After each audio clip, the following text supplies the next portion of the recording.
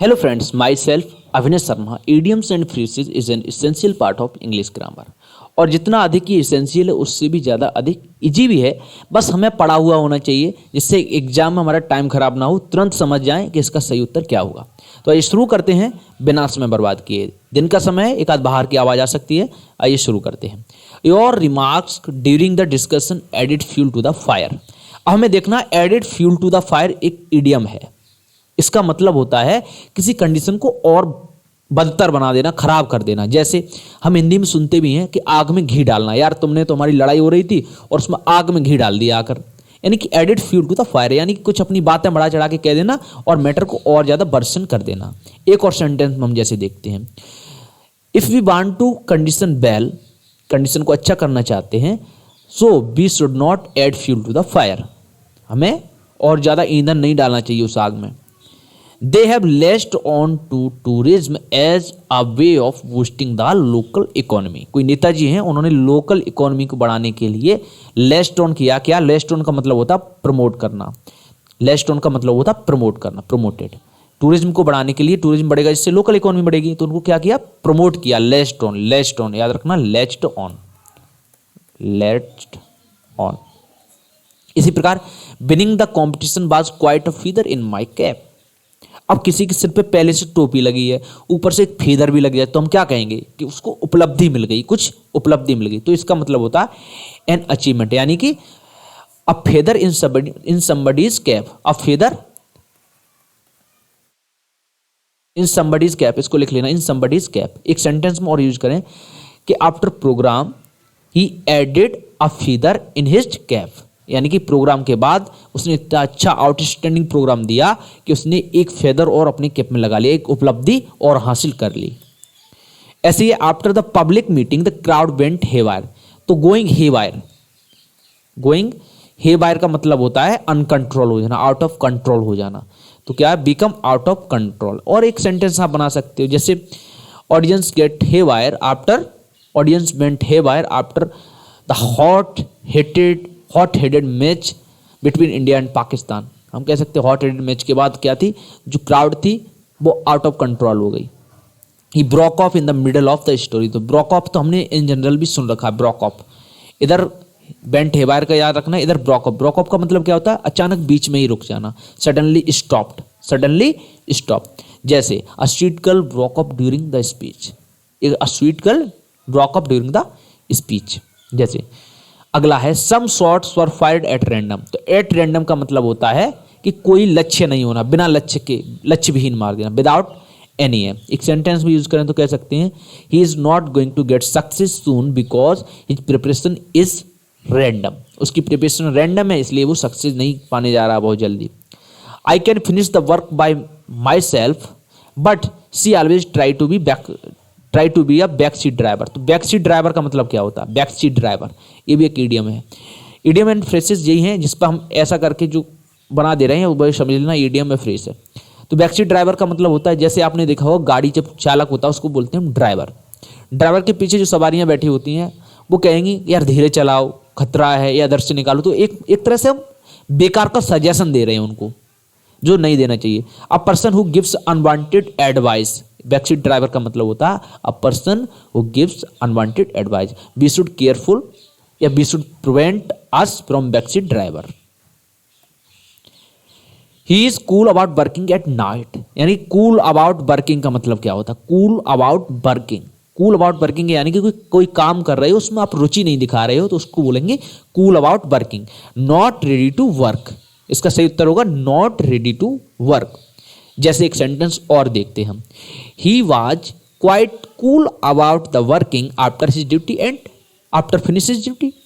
ठीक है। You cannot throw dust into my eyes. तो हमने तो बहुत सुन रखा है थ्रो मतलब dust, throw dust in somebody's eyes. Throw dust in somebody's eyes क्या होता है, किसी की आंखों में धूल झोंकना का मतलब होता है किसी को धोखा देना। हिंदी में भी मुहावरा है आंखों में धूल झोंकना। तो क्या है, चीट मी, किसी को चीट करना।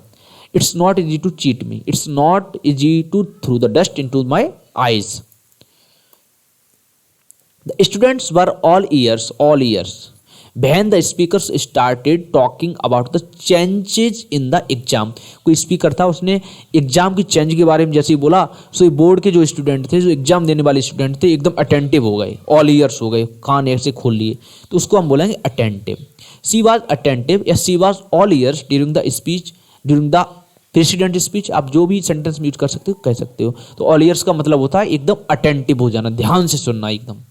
The players stormed out of the stadium after a hot headed game. Match कह सकते हैं, गेम कह सकते हैं, यानी कि एक बहुत हॉट हेडेड, सिर से सिर बजाने वाला गेम हुआ। तो उसमें क्या हुआ, प्लेयर्स स्टॉर्म्ड आउट हो जाना। स्टॉर्म्ड आउट का मतलब होता है गुस्सा दिखाना, गुस्सा में बाहर चला जाना। तो went out showing their anger, went out showing their anger. ऐसे ही his recent statement is an about turn. तो अबाउट टर्न तो हम जनरली सुन भी रखे हैं। अबाउट टर्न क्या है, हमारे स्कूल में असेंबली के दौरान हमें जो कमांडिंग दी जाती थी उसमें भी बोला जाता था right turn, about turn. About turn बिल्कुल पीछे मुड़ जाना, यानी कि जो तुम्हारा ओपिनियन दिया है उससे एकदम विपरीत बोलना। तो क्या इसको बोलेंगे, complete change of opinion, complete change of opinion. एक सेंटेंस और यूज कर सकते हो, careful and respected person do not do easily an about turn. Careful and respected person do not do an about turn easily. To grease the palm, किसी के हाथों में तेल लगाना, ग्रीस लगाना, तो क्या है, उसको हम रिश्वत तो देते हैं यार, उसके हाथों में कुछ यार रिश्वत दे दो जाके, तो टू ब्राइब हो जाएगा इसका, टू ब्राइब। जैसे he gave him ना, हम कह सकते हैं he greased the palm of clerk to do his work easily।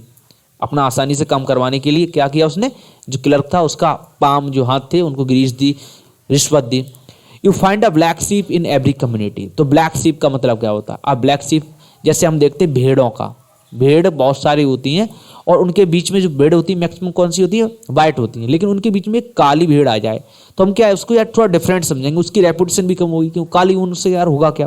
तो हम कह सकते हैं पर्सन विद बैड रेपुटेशन, एक ऐसा व्यक्ति जिसकी रेपुटेशन अच्छी ना हो उसकी कम्युनिटी में। जैसे Raman is a black sheep of his family, Raman is a black sheep of his family.